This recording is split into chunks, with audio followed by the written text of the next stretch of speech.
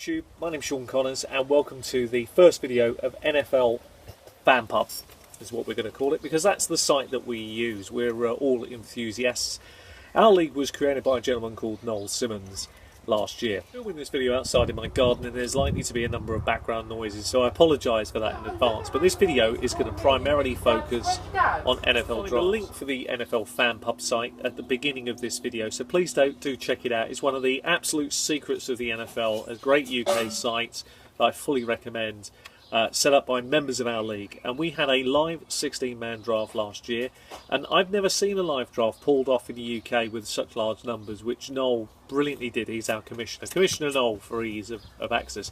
I have to say that all the people that took part in last year's league took part in it in exactly the right way that you would hope for. They were all passionate, they were enthusiastic, and they all tried their very, very best. This video is going to focus on everything to do with planning and the steps that I would recommend that you go through to be successful in your league. The first step is to understand the scoring system in your league. It's fairly obvious, but it's critically important to understand how the points are generated. Every league is somewhat different, although a lot follow a similar pattern. Understand that. Really very, very important. And anytime there's a change, because although in our league, every year the same players get put back into the pool of players and we pick again. There's no keepers in our league.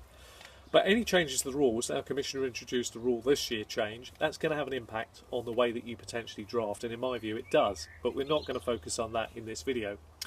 So we understand now, we've got a vision, we've had a look through the scoring system. What I then did is built a list of where players were likely to fall based off the experts' lists and various NFL sites, and my list goes on and on and on and on and on and on and on for over 400 picks. Now, I'm not saying you'll need that, but you do need a range of picks available, because you've got to work out, depending on how many teams are involved in your league, where you're going to pick. So one of the simplest ways of doing that is to formulate a very simple chart. So if you're picking, for example, number 1, your very, very next pick is going to be the end of round 2 at number 32. You need to know those things. And equally, if you're picking 10th, you're going to be picking 10th the first round, then you're going to be picking 23rd the next round. You need to know these things, so when you consult your list, not necessarily the experts list, you know roughly who is available. It makes a huge difference when it comes to your turn in picking, and often when it is your turn to pick, you have a limited period of time to pick in, like in our draft. And so, you know, these are very important little things that make a difference to when you're planning, and you need to practice your draft. There's another thing that's very, very important. We've just talked about having a deep enough list, understanding the scoring rules. You need to practice it. You need to work out consistently where players will fall. Now, obviously, a lot of people are going to use lists like I've produced here. They're going to use those lists. This list itself is a copied list based off of multiple sites, giving the overall opinion of where players will land, which proved relatively accurate. But I did a bit better than that myself. I went a bit deeper than that in my own personal list. But I'll come on to that in a moment. So when you then get to your drafting day, when you're about to draft your players, you have practiced your draft, you understand the scoring system, and you have a strategy. Now, there are multiple strategies out there that you can lean on. Maybe in another video we'll follow up on a strategy. Perhaps if someone suggests in this video a particular strategy they're interested in exploring a bit deeper, the merits of it, the negatives of it, I'll be happy to do a follow-up video on that. But you'll notice my strategy is a little tree, and at the first pick I was considering what will happen if I take a running back or a wide receiver. The first pick, what would I need to do next in order to get a balanced squad? Roughly what round would I be taking certain players? Had that worked out? Now, I don't pick players actually based on who's best that's left type situation, and there's a reason for this, again we'll come on to in another video, but I certainly do develop what I call a bucket list, and we're going to come on and have a look at that. Examine the bucket list for a moment. So I'll put the bucket list up here. We've got a red line, 150 points. I'll give you some examples of players that I felt would produce well above the 150 line. Nelson, Brown, Fitzgerald, Jeffrey, Johnson, these are all wide receivers, Cobb, Crabtree, Welker. They all had different numbers that they would have produced above. And I had them ranked in the order that I felt would work for them. Some I got very right, above the 150 line, others I didn't. A couple of players that were below the 150 line, I worked out before the start of the season, I should elevate them in my team. Some good examples to that were players like Evans, Saunders, Malcolm Floyd, Kelvin Benjamin.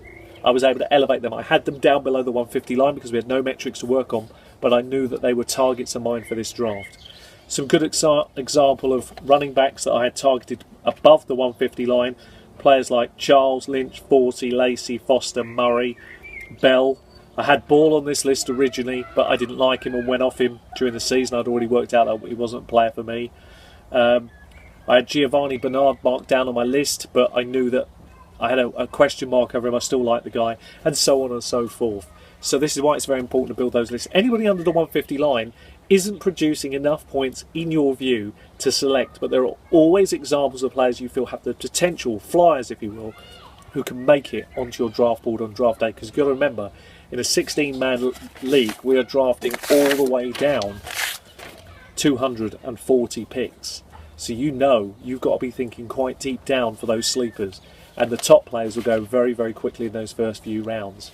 So I wanted to share with you some thoughts initially around drafting. So we've covered off scoring. We've covered off a little bit of strategy around what you're trying to do. We've covered off about having a deep list. We've covered off about when you're going to pick in your league, why it's important to understand those things. And I think it's important for you, the viewer, to see this, that in our league, our commissioner quite rightly gave us no opportunities to think about when we're drafting, which is very dangerous when you have an analyzer like me. You basically, on the day, you pulled a card and you found out what league you were going in, so who your opponents were in that league. And the second thing is when you're going to draft. And drafting should have no fear to it at all. It shouldn't matter whether you draft first or last. You should always have a strategy around all of it, and that's what makes practice so important. So I'm sharing with you today some draft strategies. I hope you enjoyed this first sort of, we'll call it the Fan Pub NFL video 1. Hope it's been of some use to you. Please leave your comments, please subscribe, and please do give us a thumb up. I look forward to what your thoughts are around the next video, and in maybe a week or two's time we'll do that. Anyway, I've been Sean Connors. Take care of yourselves and look forward to seeing you in the new season. Bye bye.